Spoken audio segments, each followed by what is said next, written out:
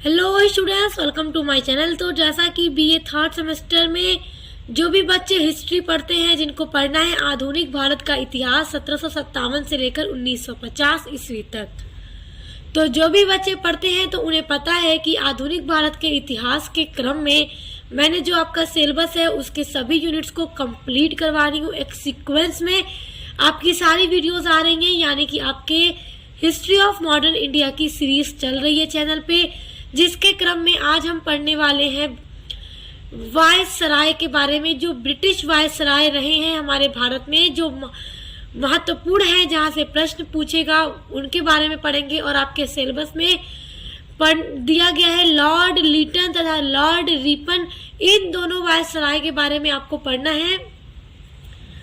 तो आज की वीडियो में हम लॉर्ड लीटन तथा लॉर्ड रिपन दोनों के बारे में पढ़ेंगे। ये दोनों ब्रिटिश वायसराय हमारे भारत में रहे हैं, जो वायसराय बनकर भारत आए थे। तो इनके बारे में पढ़ेंगे, इनके समय में जो कार्य किए गए वो सारी चीजें हम आज की वीडियो में पढ़ने वाले हैं। एक बात मैं आपको बता दूं वीडियो शुरू करने से पहले कि यदि आप अपने बीए थर्ड सेमेस्टर में इंग्लिश लिटरेचर पढ़ते हैं, सोशियोलॉजी पढ़ते हैं, हिंदी गद्य पढ़ते हैं या फिर एजुकेशन पढ़ते हैं, कोई भी सब्जेक्ट आप पढ़ते हो तो उन सभी के लिए भी चैनल पे एक बार विजिट कीजिएगा। आपके सभी सब्जेक्ट की क्लास चैनल पे कराई जा रही है और मॉडल पेपर की वीडियोस भी लगातार आ रही है। तो चलिए बिना देर किए हुए शुरू करते हैं। तो देखिए, लॉर्ड लीटन तथा लॉर्ड रिपन ये दोनों थोड़ा एक दूसरे से अपोजिट माने जाते हैं, क्योंकि जो दोनों के कार्य हैं जब आप पढ़ेंगे तो आपको पता चलेगा। तो हम पहले लॉर्ड लीटन के बारे में पढ़ेंगे, क्योंकि पहले लॉर्ड लीटन वायसराय बनकर आए थे और इनके बाद लॉर्ड रिपन आए थे। तो चलिए लॉर्ड लीटन का पूरा इतिहास पढ़ते हैं। लॉर्ड लीटन का जो जन्म हुआ था वो 8 नवंबर 1831 ईस्वी को ब्रिटेन में हुआ था। तो सबसे पहले तो आपको ये याद रखना है कि इनका जन्म कब हुआ था। और एक बात आपको बता दूं कि जिनका सब्जेक्टिव पेपर होता है या फिर जिनका ऑब्जेक्टिव पेपर होता है, दोनों के लिए ही वीडियो हेल्पफुल होगी। तो जितने भी मैं वीडियोस अपलोड करती हूँ किसी भी सब्जेक्ट की, तो आप पूरी देखा कीजिए, क्योंकि वीडियो जब आप देखे रहेंगे तो उस पर मैं बताती रहती हूँ कि कैसे ऑब्जेक्टिव में क्वेश्चन आएगा, कैसे सब्जेक्टिव में आएगा। तो उससे आपके लिए लेक्चर क्या होगा, हेल्पफुल होगा। तो आपको यहाँ से इतना याद रखना है कि इनका जन्म 8 नवंबर 1831 को ब्रिटेन में हुआ था। और देखिए, लॉर्ड लीटन का वास्तविक नाम क्या था, प्रश्न जरूर पूछेगा। तो इनका वास्तविक नाम था रॉबर्ट बुलवेर लिटन एडवर्ड। तो इनका पूरा नाम ये याद रखिएगा, ये इनका वास्तविक नाम था। नाम थोड़ा बड़ा है मगर याद रखना इम्पोर्टेंट है, क्योंकि पेपर में प्रश्न अवश्य पूछेगा। अब देखिए, लॉर्ड लीटन का कार्यकाल कब से कब तक रहा, यानी जब ये वायसराय बनकर भारत आए तो कब आए और कब तक वायसराय के रूप में ये भारत में रहे। तो लॉर्ड लीटन 12 अप्रैल 1876 ईस्वी को भारत वायसराय के रूप में आए और 8 जून 1880 ईस्वी तक इनका वायसराय का कार्यकाल रहा। तो कार्यकाल भी उतना ही महत्वपूर्ण है, क्योंकि जरूर आएगा। और लॉर्ड लीटन जो है बहुत महत्वपूर्ण वायसराय है, तो इनका याद रखना जरूरी है। तो 12 अप्रैल 1876 से 8 जून 1880 तक ये वायसराय बनकर भारत में रहे। अगला आपका पॉइंट है, लॉर्ड लीटन के समय 1876 से 77 के मध्य मुंबई में, मद्रास में और हैदराबाद, इन सभी स्थानों पर भीषण अकाल पड़ा था।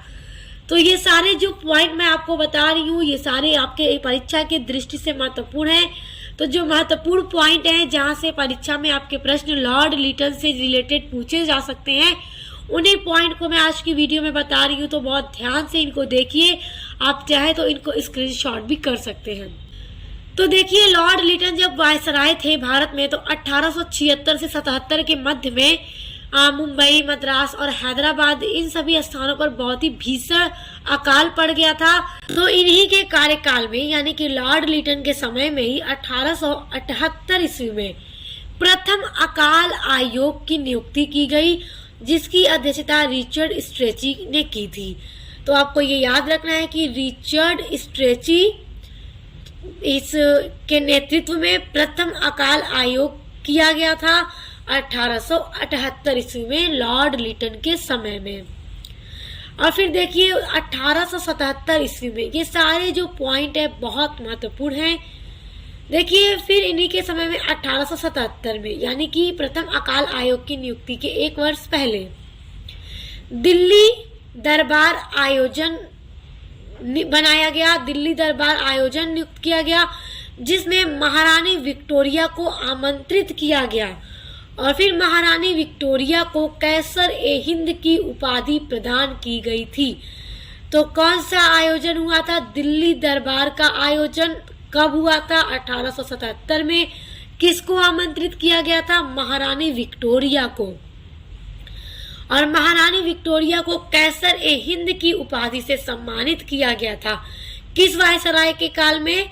लॉर्ड लिटन के कार्यकाल में। अब देखिए कुछ यहाँ पे महत्वपूर्ण कार्य हैं जो आपको याद रखना है लॉर्ड लिटन के। इन्होंने जो भी कार्य किए तो वो भारतीयों के हितों में अच्छे नहीं थे, तो इसलिए ये एक अलोकप्रिय वायसराय के रूप में जाने जाते हैं, यानी उतने लोकप्रिय वायसराय नहीं है। जबकि जो लॉर्ड रिपन है, जिनके बारे में अभी हम आगे पढ़ेंगे, वो लोकप्रिय वायसराय के रूप में जाने जाते हैं। देखिए लॉर्ड लिटन ने क्या क्या कार्य किया कि ये अलोकप्रिय माने गए। देखिए सिविल सेवा की जो परीक्षा होती है, तो सिविल सेवा की परीक्षा में प्रवेश के लिए, सिविल सेवा की परीक्षा में शामिल होने के लिए जो एज थी वो 21 वर्ष थी। तो लॉर्ड लिटन ने क्या किया कि 21 वर्ष से घटाकर 19 वर्ष कर दी। सिविल सेवा परीक्षा में शामिल होने की उम्र लॉर्ड लिटन के कार्यकाल में 21 वर्ष से घटाकर 19 वर्ष कर दी गई थी। तो ये आपको याद रखना है। अब देखिए लॉर्ड लिटन के समय में 1878 ईस्वी में एक एक्ट लागू किया गया था और वो एक्ट है वर्नाक्यूलर प्रेस एक्ट। तो 1878 ईस्वी में इसको लागू किया गया था और इस एक्ट को लागू करने, इस एक्ट के द्वारा भारतीय समाचार पत्रों पर प्रतिबंध लगा दिया गया था। देखिए भारतीय समाचार जो पत्र थे, सोम प्रकाश, आनंद मठ, भारत मिहिर और अमृत बाजार पत्रिका आदि समाचार पत्रों पर प्रतिबंध लगा दिया गया था वर्नाक्यूलर प्रेस एक्ट को पारित करके। और वर्नाक्यूलर प्रेस एक्ट को लागू करने का जो मुख्य कारण था वो ये था कि इन समाचार पत्रों में जनता को भड़काने वाली खबरें ही छपती थी। किस एक्ट के द्वारा? वर्नाक्यूलर प्रेस एक्ट के द्वारा। तो जो भारतीय पत्र थे उन पर रोक लगा दी, उनकी छपाई बंद करा दी। और इस एक्ट के द्वारा मुख्य कारण इसका ये था लॉर्ड लिटन का कि जो समाचार पत्र ये छपवाते थे इस एक्ट के द्वारा, तो उसमें जनता को भड़काने वाली खबर छपाई जाती थी। अब देखिए अगला है भारतीय शस्त्र अधिनियम 1878 भी लॉर्ड लिटन के समय में लागू किया गया। अब इस अधिनियम का क्या मतलब है? भारतीय शस्त्र यानी हथियार अधिनियम 1878 में लागू किया गया। इसके द्वारा शस्त्र रखना प्रतिबंध लगा दिया गया, यानी कि भारत का कोई भी व्यक्ति हथियार अपने पास नहीं रख सकता। उसको रखने के लिए लाइसेंस लेना अनिवार्य होगा, जैसे जो भी गन हो या फिर कोई भी हथियार, उसको रखने के लिए पहले लाइसेंस लेना होगा। जब वो लाइसेंस ले लेगा तभी वो हथियार रख सकता है। यदि उसने ऐसा नहीं किया तो वो अपराधी माना जाएगा। तो ये अधिनियम भी लॉर्ड लिटन के समय में ही लाया गया था। अगला देखिए 1878 से 80 ईस्वी में द्वितीय अफगान युद्ध भी लॉर्ड लिटन के समय में ही हुआ था। देखिए लॉर्ड लिटन ने अंग्रेजी सेना अफगानिस्तान में भेजी और जो ये युद्ध था 1878 ईस्वी में शुरू हुआ था और 1880 ईस्वी तक ये युद्ध चलता रहा। तो जब लॉर्ड लिटन ने अपनी अंग्रेजी सेना अफगानिस्तान भेजी थी तो मुख्य उद्देश्य ये था अंग्रेजों का, यानी लॉर्ड लिटन का, कि हम वहां पर भी अफगानिस्तान में भी अपनी उपनिवेश को स्थापित करें, जिस तरह वो भारत में कर चुके थे। तो वहां के जो राजा थे उन्होंने पूरा इनका प्रस्ताव ठुकरा दिया। तो इसी के बाद लॉर्ड लिटन ने 1878 में अंग्रेजी सेना अफगानिस्तान भेजी और 1880 ईस्वी तक अंग्रेजी सेना ने अफगानिस्तान के सभी क्षेत्रों पर अपना अधिकार जमा लिया था, लेकिन ये अधिकार उनका ज़्यादा टाइम तक नहीं चल सका। जब वो लोग फिर वापस भारत आ गए तो धीरे धीरे फिर वहाँ पर उनका जिनका अधिकार था वो फिर से हो गया। अच्छा देखिए, लॉर्ड लिटन जो थे वो बहुत ही विख्यात कवि भी थे, उपन्यासकार एवं लेखक भी थे। इसी कारण लॉर्ड लिटन को साहित्य जगत में ओवन मेरेडिथ के नाम से भी जाना जाता है। तो अगर प्रश्न पूछ दे कि किस वायसराय को ओवन मेरेडिथ के नाम से जाना जाता है, तो लॉर्ड लिटन को। किस कारण? साहित्य जगत में, क्योंकि ये विख्यात कवि थे, उपन्यासकार थे और लेखक भी थे। तो इस तरह आई होप आप लॉर्ड लिटन के बारे में सब कुछ समझ गए होंगे। देखिए, जो भी आपके क्वेश्चन आएंगे वो यहीं से आएंगे, तो जितने इंपॉर्टेंट पॉइंट थे वो मैंने आपको बता दिए। अब हम पढ़ेंगे नेक्स्ट वायसराय लॉर्ड रिपन के बारे में। देखिए, जब लॉर्ड लिटन हटते हैं अपने कार्यकाल के पद से, वायसराय के पद से, तो वहां से शुरू होता है लॉर्ड रिपन का कार्यकाल, यानी 1880 से 1884 ईस्वी तक लॉर्ड रिपन का कार्यकाल रहा और ये भारत में वायसराय के रूप में रहे। देखिए, लॉर्ड रिपन का जो जन्म था वो 24 अक्टूबर 1827 ईस्वी को लंदन में हुआ था। तो इनका भी जन्म आपको याद रखना है कि 24 अक्टूबर 1827 ईस्वी को लंदन में हुआ था। लॉर्ड रिपन का जो वास्तविक नाम था वो जॉर्ज फ्रेडरिक सैमुअल रॉबिन्सन था। तो इनका नाम भी याद रखिएगा, थोड़ा बड़ा है मगर याद रखना ज़रूरी है, क्योंकि ऑब्जेक्टिव्स में भी पूछ सकता है और सब्जेक्टिव में भी पूछ सकता है वेरी शॉर्ट में। लॉर्ड रिपन का कार्यकाल 8 जून 1880 से 13 दिसंबर 1884 ईस्वी तक था। अब हम देखेंगे लॉर्ड रिपन के समय अनेक महत्वपूर्ण कार्य। अब देखिए कि कौन कौन से कार्य लॉर्ड रिपन ने अपने समय में किया। जब ये वायसराय के रूप में भारत में रहे तो इन्होंने कौन कौन से महत्वपूर्ण कार्य किए थे, देखिए। सबसे पहला है कि जब ये 1880 में वायसराय बनते हैं तो उसी के एक वर्ष बाद 1881 ईस्वी में नियमित जनगणना का प्रावधान किया। यानी कि देखिए, जो जनगणना हर 10 वर्ष के बाद होती है तो उसकी नियमित जनगणना का प्रावधान 1881 में लॉर्ड रिपन ने ही किया। तो मतलब कि हर 10 वर्ष पर जो जनगणना होती है, इन्होंने ही नियमित जनगणना का प्रावधान किया। लेकिन पहली बार जो जनगणना हुई थी भारत में वो लॉर्ड मेयो के कार्यकाल में हुई थी। लॉर्ड मेयो भी ब्रिटिश वायसराय थे जो भारत में थे। तो 1872 ईस्वी में पहली जनगणना हुई थी, लेकिन ये जनगणना नियमित रूप में नहीं हुई थी, कि यानी 1872 में हुई है तो फिर 10 वर्ष बाद होगी। पहली जनगणना 1872 में लॉर्ड मेयो के समय हुई और नियमित रूप से जनगणना का जो प्रावधान किया गया वो लॉर्ड रिपन के समय में किया गया। तो हर 10 वर्ष बाद जनगणना की जाती है। देखिए, जो दूसरा कार्य है लॉर्ड रिपन का वो है प्रथम कारखाना अधिनियम। इन्हीं के कार्यकाल में 1881 ईस्वी में लागू हुआ। तो अब ये प्रथम कारखाना अधिनियम क्या है, इसके बारे में समझ लीजिए। देखिए, इस अधिनियम के तहत 7 साल के कम उम्र के जो बच्चे होंगे उनको कारखानों के अंदर काम करने पर प्रतिबंध लगा दिया गया। अब आप सोचिए, 7 वर्ष के उम्र के जो बच्चे हैं कितने छोटे होते हैं, लेकिन उस समय उतने छोटे बच्चे भी कारखानों में काम किया करते थे।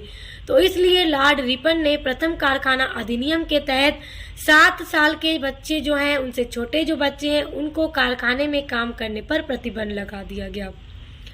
और जो दूसरा है, देखिए, इस अधिनियम के तहत 7 साल से लेकर 12 वर्ष के जो बच्चे होंगे, यदि वो कारखाने में काम करेंगे तो प्रतिदिन 9 घंटे ही उन्हें कार्य करना होगा। क्योंकि बच्चे जो थे कारखाने में या कहीं भी यदि कार्य किया करते थे पहले, तो पूरा दिन वो काम करते थे, पूरे दिन उन्हें मजदूरी करनी पड़ती थी। तो इसलिए प्रथम कारखाना अधिनियम के तहत ये भी इन्होंने निश्चित किया कि 9 घंटे से अधिक ये कार्य नहीं करेंगे। और तीसरा जो कार्य था प्रथम कारखाना अधिनियम के तहत वो ये था कि महीने में 4 दिन की छुट्टी अनिवार्य कर दी गई थी। पहले जो था महीने में कोई छुट्टी नहीं मिलती थी, पूरा महीना लोगों को कार्य करना पड़ता था। लेकिन लॉर्ड रिपन के समय में इन्होंने प्रथम कारखाना अधिनियम के तहत ये भी लागू किया कि हर महीने में 4 छुट्टियां अनिवार्य होंगी। जिस तरह आज हम हर संडे को छुट्टी होती है ना, उसी तरह इन्होंने भी क्या किया, लागू कर दिया। तो ये सारे कार्य देखिए इनके बहुत अच्छे हैं। उसके बाद है इसी के अंतर्गत कि यह अधिनियम नील, चाय, कॉफी की खेती पर लागू नहीं किया जाता था। जो प्रथम कारखाना अधिनियम था वो नील, कॉफी, चाय की जो खेती थी उस पर लागू नहीं किया जाता था। और देखिए प्रथम कारखाना अधिनियम में जो 5वां कार्य था ये था कि यह अधिनियम उन कारखानों पर ही लागू किया जाता था जहां पर 100 से अधिक लोग कार्य करते हों। यदि आपके मजदूर 100 से कम है तो वहां पर ये प्रथम कारखाना अधिनियम लागू नहीं होता था। जहां पे 100 से अधिक काम करने वाले मजदूरों लोग हों वहां पर ही उसी कारखाने में प्रथम कारखाना अधिनियम लागू किया जाता था। अब देखिए तीसरा जो कार्य लॉर्ड रिपन के समय में हुआ वो है 1882 ईस्वी में स्थानीय स्वशासन का जनक, यानी कि लॉर्ड रिपन को स्थानीय स्वशासन का जनक भी कहा जाता है, क्योंकि 1882 ईस्वी में इन्होंने शहरों में नगर पालिका का भी गठन किया था। तो ये कार्य भी इनका बहुत अच्छा है, तो ये भी आप याद रखिएगा। फिर उसके बाद इनका जो चौथा महत्वपूर्ण कार्य है वो भी 1882 में ही किया गया। 1882 ईस्वी में लॉर्ड रिपन ने वर्नाक्यूलर प्रेस एक्ट को समाप्त कर दिया। अभी आपने लॉर्ड लीटन में पढ़ा है कि vernacular press act Lord Lytton के समय में लागू किया गया था, लेकिन जब लॉर्ड रिपन वायसराय बनते हैं तो 1882 ईस्वी में वर्नाक्यूलर प्रेस एक्ट को समाप्त कर देते हैं। उसके बाद लॉर्ड रिपन का जो 5वां महत्वपूर्ण कार्य रहा वो है 1882 ईस्वी में विलियम हट्टर की अध्यक्षता में शैक्षिक सुधारों के लिए भी एक आयोग का गठन किया गया था। देखिए आपको याद रखना काफी आसान होगा, क्योंकि 81 और 81 यानी 1881 में 2 कार्य उन्होंने किए। पहला नियमित जनगणना, दूसरा प्रथम कारखाना अधिनियम लागू किया। 82 में इन्होंने 3 कार्य किए। पहला स्थानीय स्वशासन की स्थापना की, दूसरा वर्नाक्यूलर प्रेस एक्ट को भी समाप्त किया, और तीसरा विलियम हट्टर की अध्यक्षता में इन्होंने शैक्षिक सुधार जो थे उसके लिए एक आयोग का गठन भी किया। छठा कार्य इन्होंने सिविल सेवा परीक्षा में शामिल होने की आयु को 19 वर्ष से बढ़ाकर इन्होंने 21 वर्ष कर दी थी। देखिए सिविल सेवा परीक्षा में शामिल होने की जो आयु थी वो 21 वर्ष थी, लेकिन जब लॉर्ड लीटन वायसराय बनते हैं तो वो 21 वर्ष से घटाकर 19 कर देते हैं, जो अभी हम पढ़ चुके हैं। लेकिन जब लॉर्ड रिपन वायसराय बनकर आते हैं तो वो फिर से क्या करते हैं कि 19 वर्ष से बढ़ाकर 21 वर्ष आयु कर देते हैं सिविल सेवा परीक्षा में शामिल होने के लिए। अब देखिए अगला कार्य है इनका 1883 ईस्वी में लॉर्ड रिपन ने इल्बर्ट विधेयक प्रस्तुत किया। देखिए ये इल्बर्ट है, छोटी ई फिर आधा ल फिर व है, ये व फिर देखिए ट पे र, इल्बर्ट। ओके, तो 1883 ईस्वी में इन्होंने इल्बर्ट विधेयक प्रस्तुत किया। तो अब ये इल्बर्ट विधेयक क्या है इसको समझिए कि क्या था ये इल्बर्ट विधेयक। देखिए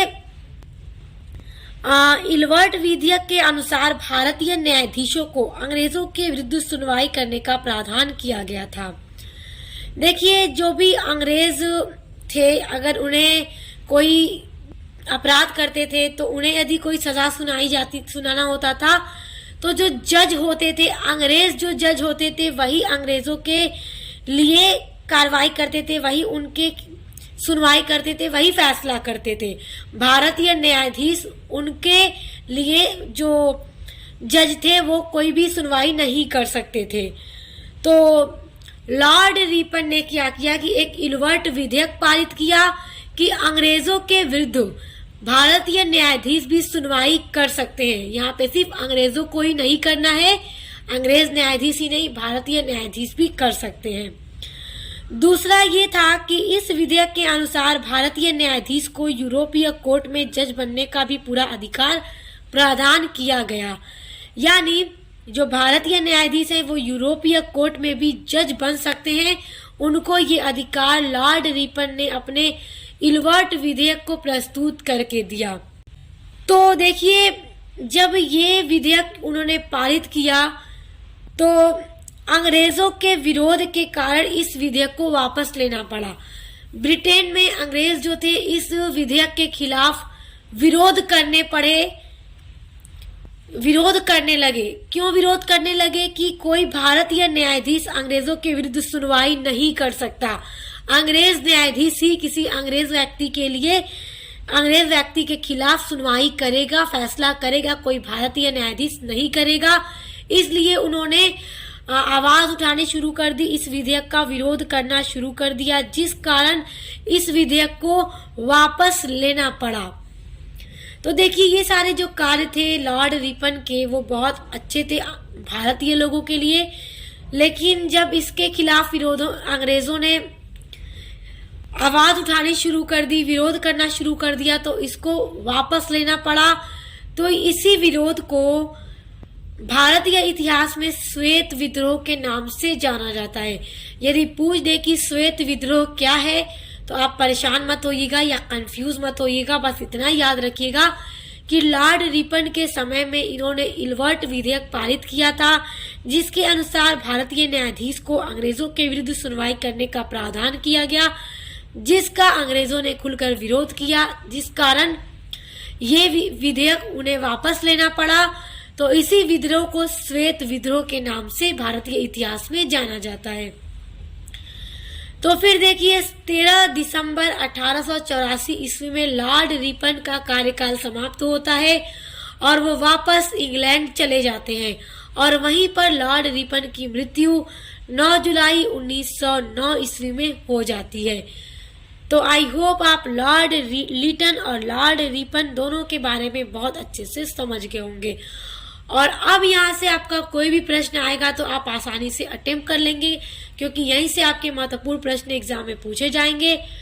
स्टूडेंट्स, आपकी आगे की यूनिट्स इसी तरह आती रहेंगी, तो चैनल से जुड़े रहिए और अच्छे से पढ़ाई करते रहिए। इसके अलावा अपने बीए थर्ड सेमेस्टर में यदि आप इंग्लिश लिटरेचर पढ़ते हैं, सोशियोलॉजी पढ़ते हैं, एजुकेशन पढ़ते हैं, हिंदी गद्य पढ़ते हैं, कोई भी सब्जेक्ट आप पढ़ते हैं, तो उन सभी की यूनिट्स भी चैनल पे लगातार अपलोड हो रही है। तो चैनल पर विजिट कीजिए, चेक कीजिए और अच्छे से अपने सभी सब्जेक्ट को पढ़िए और अच्छे से एग्जाम की तैयारी कीजिए। Best of luck. अब मिलते हैं नेक्स्ट वीडियो के साथ।